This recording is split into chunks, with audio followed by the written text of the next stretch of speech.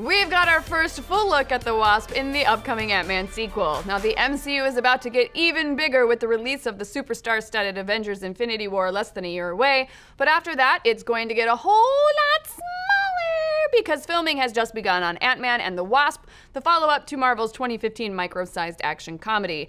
Not a ton is known about the plot of the film yet, other than, as the title implies, we'll be seeing Hope Pym officially taking up the mantle of the Wasp, a heroic identity created by her mother Janet back during the Cold War. And today we actually got our first full look at star Evangeline Lilly in her brand new Wasp costume, including the helmet. Now, we actually got a glimpse of the original Wasp costume on the original Wasp back in the first Ant-Man, but by the looks of things, the outfit has gotten a series of upgrades since Janet and Hank were fighting commies and disarming nuclear warheads back in the 60s.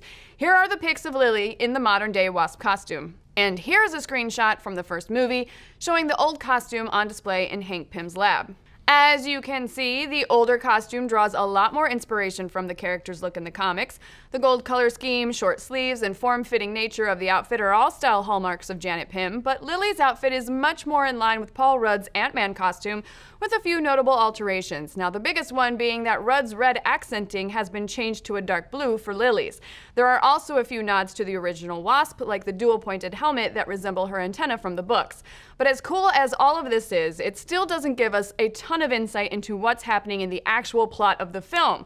The little we know right now is that Michelle Pfeiffer, woo, yes, will be playing Janet Pym, and presumably a lot of the story will revolve around rescuing her from the quantum zone. But from there, who knows? Now, the biggest question that we really need answered is when exactly will all of this be taking place? As we stated up top, Ant-Man and the Wasp will be the first MCU film to come out post-Infinity War that we're assuming will end on one heck of a cliffhanger, considering Avengers 4 is a direct follow-up to it. So if that's the case, will Ant-Man and the Wasp take place in between those two movies?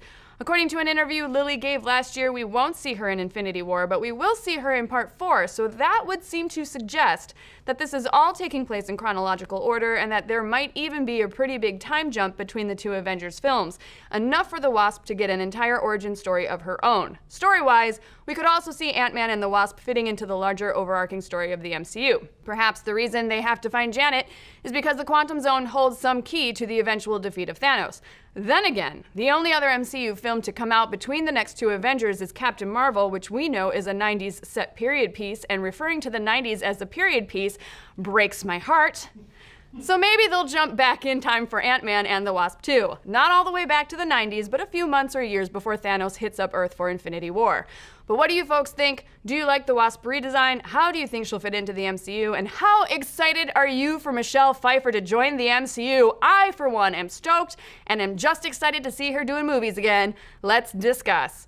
Be sure to like and subscribe, and while you're at it, check out our live show, Mothership. It's our weekly team-up with Geek and Sundry, where we bring all the weirdness from the internet, perform outrageous stunts, and give away tons of prizes. You can watch every Thursday at 5:30 p.m. Pacific on Nerdist YouTube, Geek and Sundry's Twitch, or ProjectAlpha.com.